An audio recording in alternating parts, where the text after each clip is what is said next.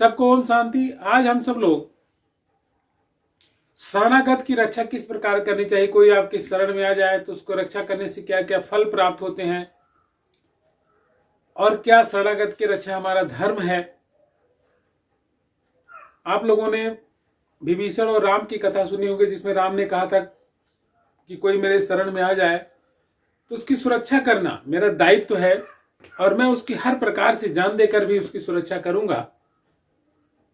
तो आज हम लोग राजा उसीनर की एक कथा सुनेंगे, जो कि महाभारत के शांति पर्व से लिया गया है। और चूंकि महाभारत के शांति पर्व में युधिष्ठिर और भीष्म का बहुत अच्छा संवाद है, तो उसी के तहत आपको दूसरी कथा हम सुना रहे हैं, जिसमें राजा उसीनर एक बार अपने साम्राज्य में अपने सभासदों के साथ, अपने अधीनस्थ सामंतों के साथ बैठे हुए थे। तभी एक कबूतर उड़ता हुआ आया और उनकी गोदी में बैठ गया। और कबूतर ऐसा था कि उसके बहुत सारे चोट लगे हुए थे।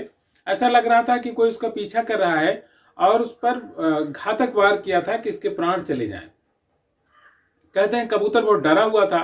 उसको डरा हुआ देख करके राजा उसीनर ने पूछा कि आपको क्या दिक्कत होगी, किससे आप डरे हुए हैं, क्यों, आपको क्या परेशानी हो रही है।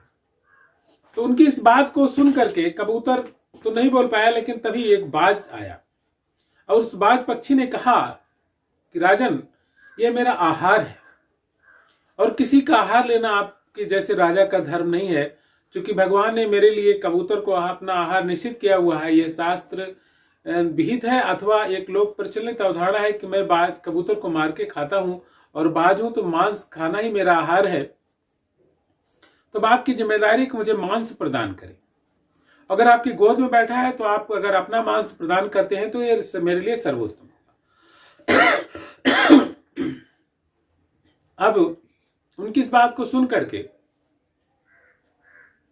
राजा ने एक निश्चय कर लिया कि मैं इसके बराबर अपना मांस काट कर दूंगा। कैसे तराजू मंगाई गई और एक तराजू में वो बाज बैठा और दूसरे तराजू में राजा अपनी जांघ का मांस काट काट कर उस तराजू में रखने लगे। और कथाएं कहती है कि वह कबूतर इतना भारी होता गया, वो बाज का पक्षी, कबूतर के एवज में तो राजा अपने मांस दे रहे थे, तो बाज का पक्षी एक तरफ है और एक तरफ मांस राजा का रखा जा रहा है, और वो खुद काट काट करके उसके पल्ले में रख रहे हैं।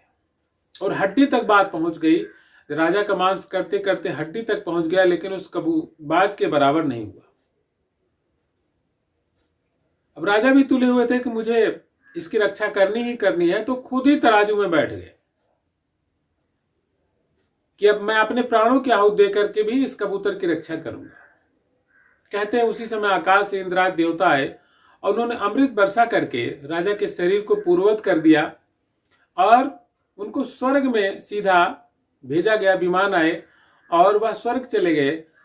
तो इस प्रकार से एक शरणागत की रक्षा करने से आदमी को बहुत ही अच्छे फल की प्राप्ति होती है। अगर कोई किसी भी प्रकार का जीव आपकी शरण में आया है तो उसकी रक्षा करना हमारा परम धर्म है, और उसकी सुरक्षा के लिए अपना सर्वस्व भी समर्पण करना पड़े तो उसमें पीछे नहीं हटना चाहिए। तो भीष्म ने युधिष्ठिर से कहा कि इस कथा से हम सबको अवश्य ही अपने शरणागत की रक्षा करनी चाहिए, और ये हमारा परम धर्म है। किसी भी प्रकार से इसे निभाना चाहिए, और जो इसके ऐसा करता है उसे उत्तम लोगों की प्राप्त होती है, उसे अपने पुत्र पौत्रों के साथ अच्छे सुख की प्राप्ति होती है।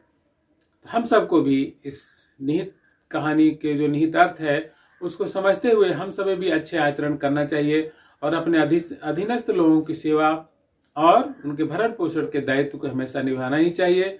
तो हम सब इस धरती को अच्छा बनाएं। इसी के साथ हमारे साथ जुड़े रहें। सबको ओम शांति।